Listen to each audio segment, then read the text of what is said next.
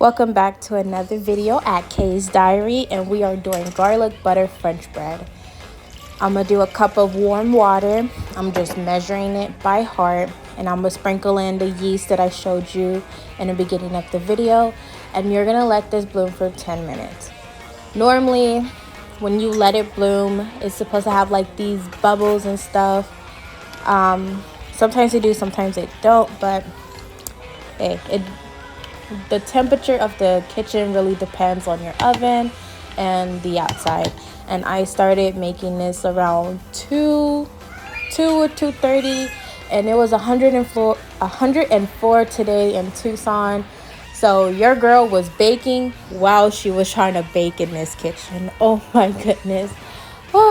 My AC could not compete with the excessive heat wave that's been happening.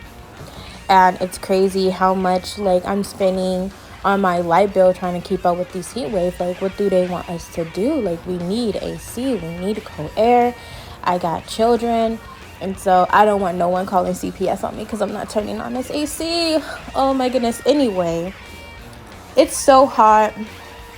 I decided to let the children play in the kiddie pool today while I am letting this rise for 10 minutes. And you can always start early and like get started, but once my 10 minutes is up, I'm gonna scoop in some sugar. I use pure sugar cane, and then I'm gonna throw in some honey. Again, I'm just measuring it by heart. I'm gonna throw an egg in there, and I'm gonna just mix it all until combined. And I will add my flour, my salt, and that's pretty much it. And you're just mixing it all together until it's well combined. But yes, I had the kitties in the kiddie pool. I'm relaxing with my strawberry lemonade drink. It was so refreshing. It was so refreshing. And after the pool, the children was like, "Mom, I'm hungry." And I'm so glad that I started on the bread way earlier than usual, because these kids act like they gotta eat every hour, every 10 minutes. Snack here, snack there. I'm like, oh my goodness. My grocery bill could never keep up with the amount of food that my children are consuming. Anyway, I hope you guys had a way better day. Staying indoors, not being outside. Cheers to the people who don't stay in Arizona because it's hot. Well, it is nice here. The view is nice. You have the beautiful scenery of the mountains, and it's not really much to do here. But the heat, no. No. You need a good AC. Anyway, I'm going to add some oil in. And then I'm going to just add some more flour, and I'm going to continue mixing it until it's well combined and I'm getting the dough form together. I'm just doing this in a bowl and a fork. I have a stand mixer, but I'm already using that for something else. And I'm not trying to waste more dishes than what I already have in those sinks. Too much dishes. My dishwasher, she's hanging on. She's hanging on for dear life. We got to get a new one, but your girl got to do what she got to do, and we're going to do this by hand. Now, as the dough is well formed, I'm just going to sprinkle some flour on my countertop, and I'm going to get as much as the dough out of that bowl as I can. And I'm going to knead this dough.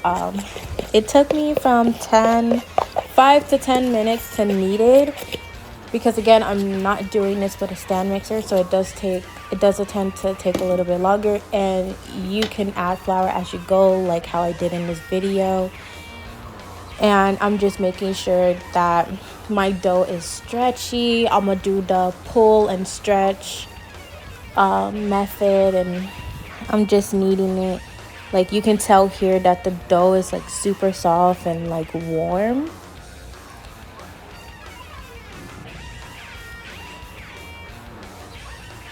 And this is a great thing to do with your children as well if they want to be hands-on.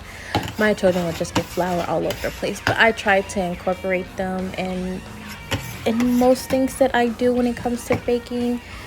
I mean, it's bread is a finger food, so you might as well get dirty, and you can always clean up afterwards or later. Shoot, I got a Roomba.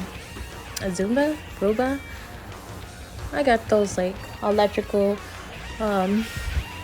vacuums that goes around. So as long as you having fun and the kids are having fun, like you don't really care about the mess, unless like they made the mess after you clean up. It's completely different if you're engaging with them.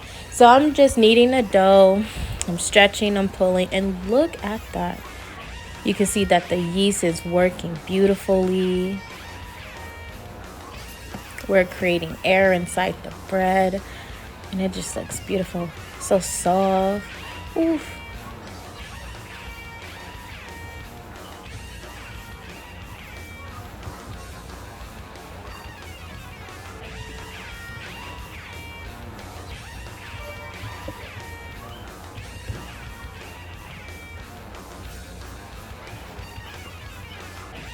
I'm not adding too much flour to the bottom. I'm just making sure that the binds are strong enough to have a steady dough. The less flour it is, the more light your dough is. And I want my dough to be full and thick. And when I press down on it, if you're doing this right, when you press down on the dough is supposed to bounce back at you. And so when I'm kneading it, I'm putting enough flour to make sure everything is well incorporated, and then I will roll it enough to where the dough is nice, smooth, and a little bit sticky. Now I'm just adding oil to that same bowl that I just used to mix everything, and I'm just putting the oil all around the top and bottom of the bowl. And then I'm gonna let this proof for an hour.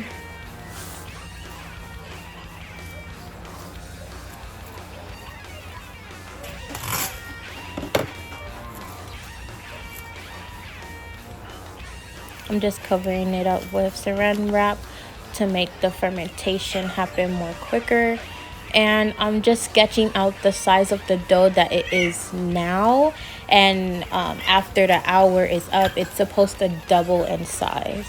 And I love watching the video where like the fresh dough, and then it turns into this big old overflowing dough. Like, it's so cool when you see this and happen, and my children love it. Like, it does take a lot of time. So we're gonna watch a movie for an hour. We're gonna watch The Prince of Egypt, and we will come back to this dough.